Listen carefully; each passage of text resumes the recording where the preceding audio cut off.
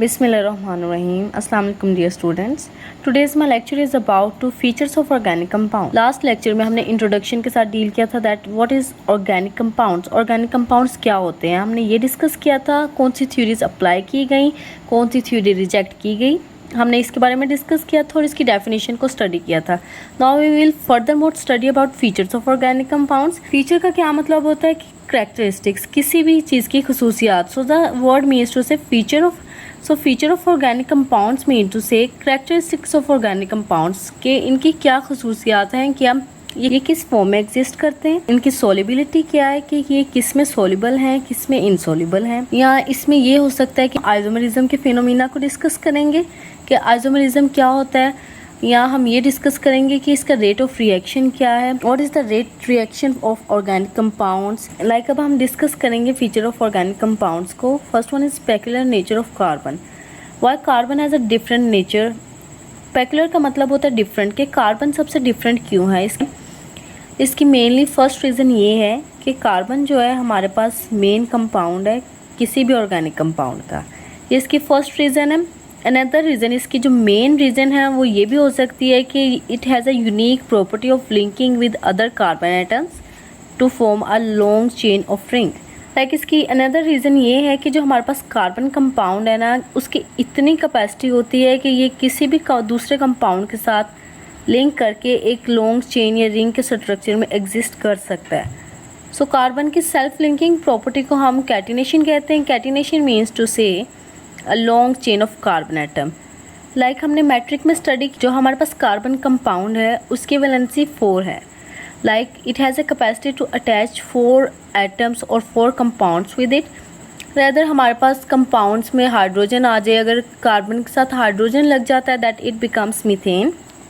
Like ये methane बन जाता है. लाइक आप यहाँ पे देख सकते हैं कि मीथेन का फॉर्मूला है CH4.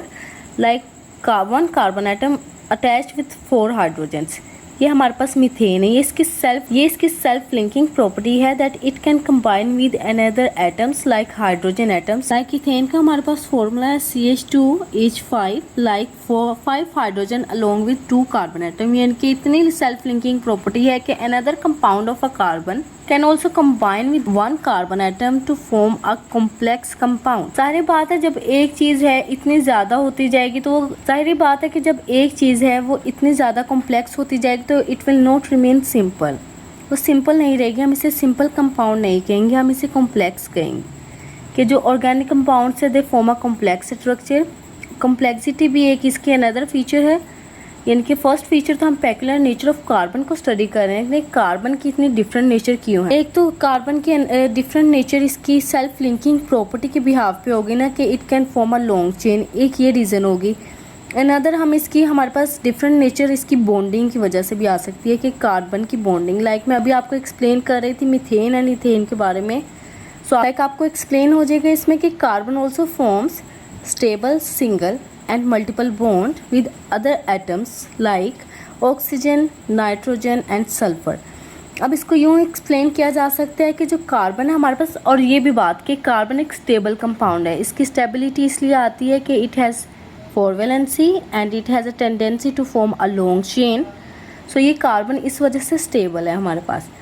और single compound same as it is आ जाता है मीथेन. लाइक मीथेन में कार्बन के कितने बॉन्ड्स हैं, 4 बॉन्ड्स हैं लेकिन सिंगल है. Like 1 bond with hydrogen, another bond with another hydrogen and 3rd bond with 3rd hydrogen.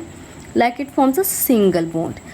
And multiple bond में हमारे पास कार्बन डाइऑक्साइड की आ जाती है. लाइक कार्बन डाइऑक्साइड में कार्बन लिंक करता है 2 ऑक्सीजन के साथ but with double bond.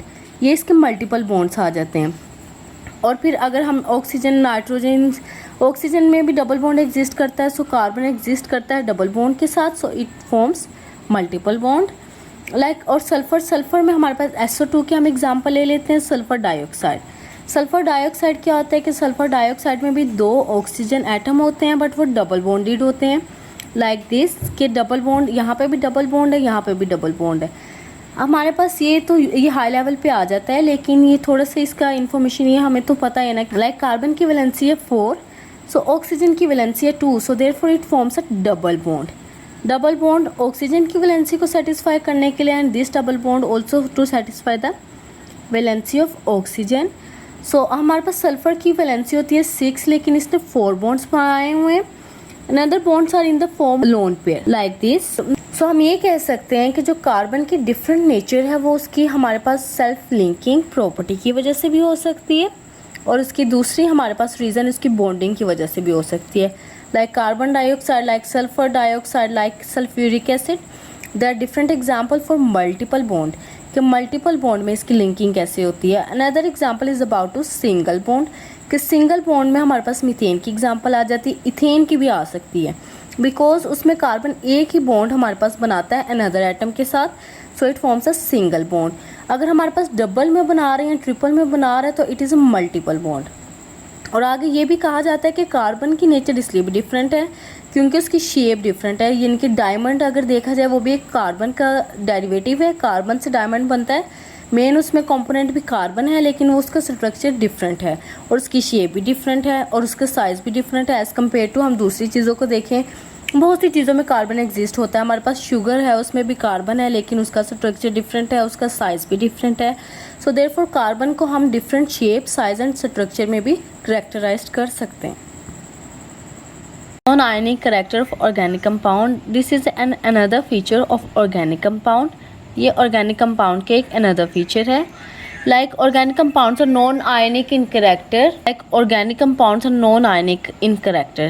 Non-ionic means to say it does not form ion. Ion की formation नहीं होती है. Ionic, like ionic means to say formation of ion. Ion की formation में क्या होता है? Positive and negative ions are formed. Positive ion means to say cation. Negative ion means to say anion. जो हमारे पास एटम्स हैं, वो एटम्स जो हमारे पास इलेक्ट्रॉन को लूज़ करते हैं दे आर केटाइन, एंड वो एटम्स जो इलेक्ट्रॉन गेन करते हैं दे आर एनाइन। ये डिफरेंस है केटाइन एंड एनाइन में, यानी कि हमारे पास कोई भी कंपाउंड है वो केटाइन एंड एनाइन की फॉर्मेशन तभी शो करेगा if it is ionic in nature. वो आयनिक इन नेचर होगा। वो कंपाउंड जो नॉन आयनिक इन नेचर होते हैं वो आयंस की फॉर्मेशन शो नहीं करते, they form a covalent compound और अ कोवलेंट बॉन्ड। वो कोवलेंट इन कैरेक्टर होते हैं। कोवलेंट मीन्स टू से शेयरिंग। शेयरिंग का मतलब है वो अपने इलेक्ट्रॉन शेयर कर लेते हैं। लाइक मीथेन की एग्जांपल देती हूँ ताकि समझने में आसानी हो कि कार्बन की 4 वैलेंसी है, हाइड्रोजन की 1 वैलेंसी है, दोनों ने अपनी वैलेंसी को सेटिस्फाई किया हुआ है। लाइक कार्बन ने अपनी वैलेंसी कैसे सेटिस्फाई की है? कार्बन ने अपनी वैलेंसी 4 इलेक्ट्रॉन्स, कार्बन ने अपनी वैलेंसी 4 बॉन्ड्स बना के सेटिस्फाई की है। लाइक 1 2 3 4 ये कार्बन की वैलेंसी सेटिस्फाई हो रही है।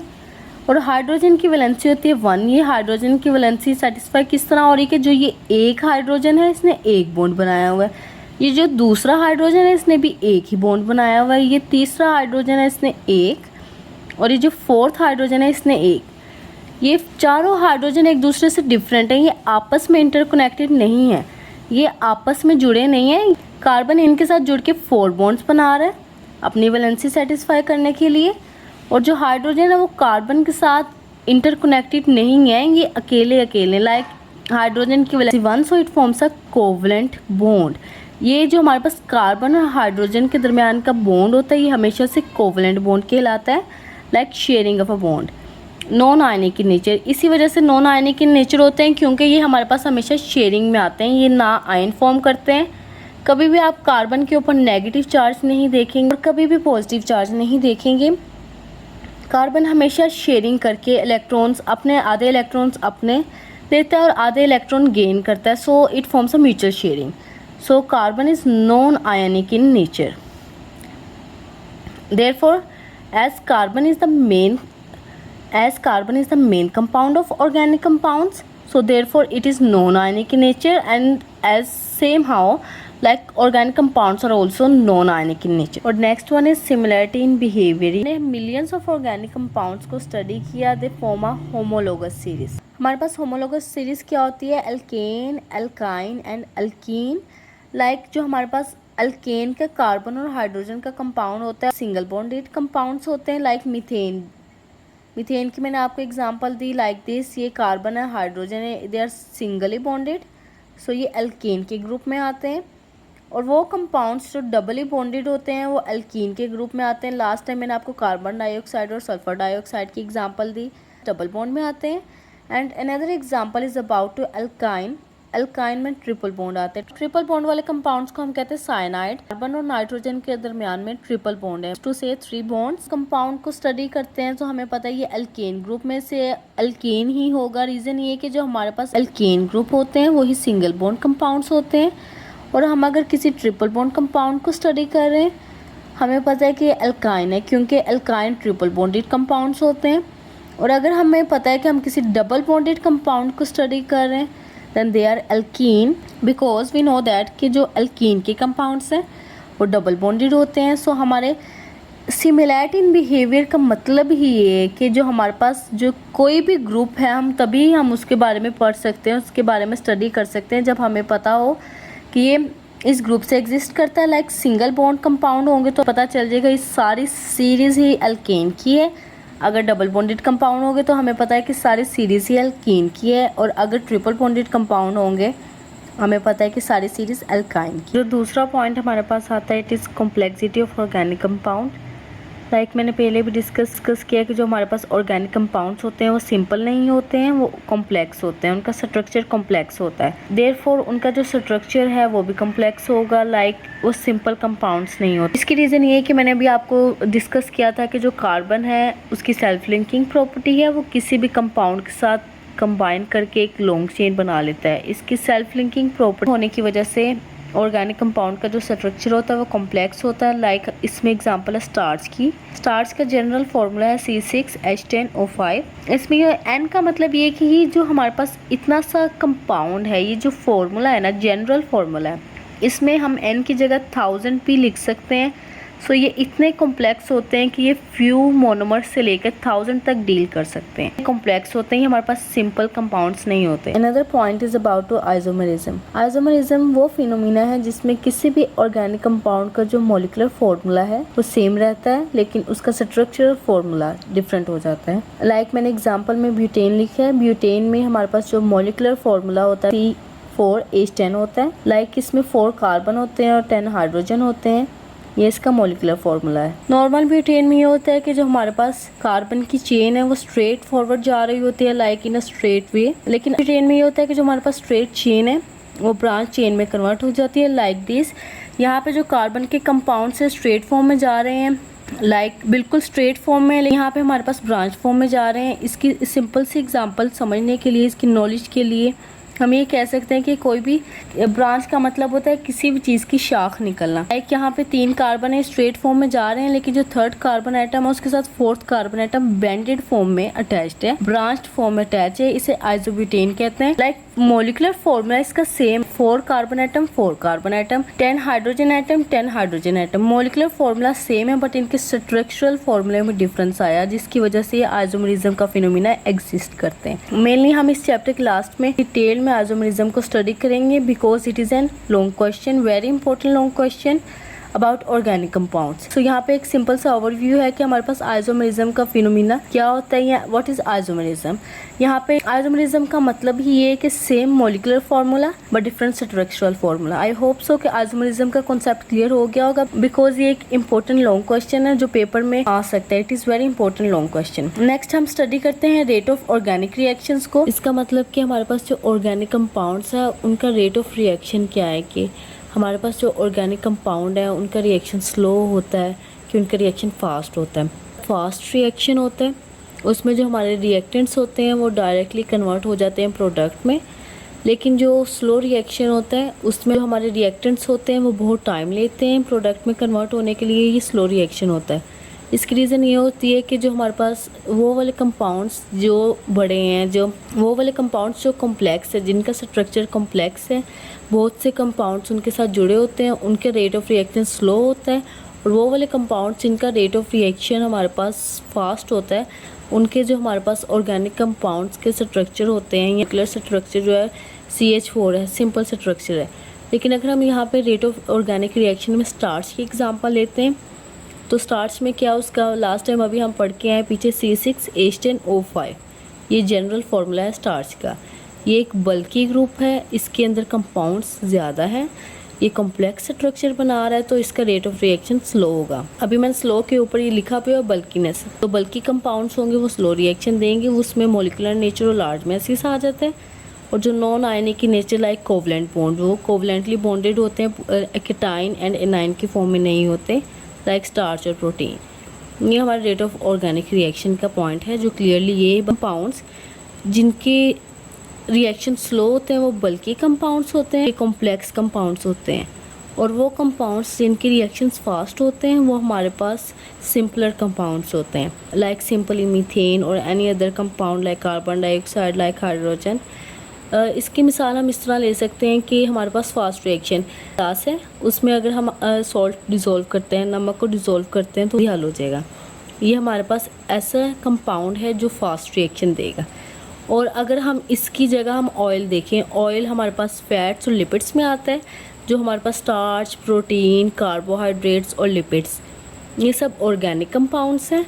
सो हमारे पास लिपिड्स में फैट्स एंड ऑयल्स आते हैं। कि एक्सपेरिमेंट भी किया जाए, पानी के ऊपर अगर आप ऑयल पानी के अंदर अगर आप करेंगे तो ऑयल की अलग सरफेस हो जाएगी, तो हमारे पास जो ऑयल की सरफेस है वो अपर लेयर हो जाएगी और जो नीचे वाली लेयर बचेगी वो वाटर की होगी। यानी कि वाटर के अंदर ऑयल डिज़ोल्व नहीं हो सकता क्योंकि वो एक ऑर्गेनिक कंपाउंड है, और जो ऑर्गेनिक कंपाउंड है वो इनसॉल्युबल होते हैं वाटर में।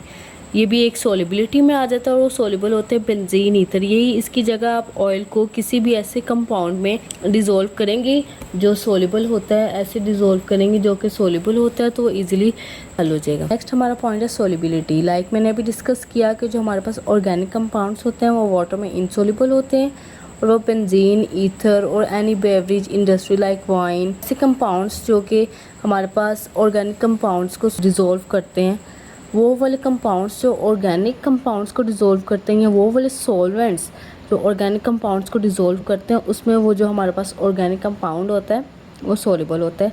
लाइक मोस्टली अभी मैंने आपको एग्जांपल दी वाटर और सॉल्ट की, और another example the water and salt की, और एक एग्जांपल दी ऑर्गेनिक कंपाउंड की और वाटर की, कि जो हमारे पास ऑयल है ये एक ऑर्गेनिक कंपाउंड है, अगर इसको वाटर में डालेंगे तो ये डिज़ोल्व नहीं होगा।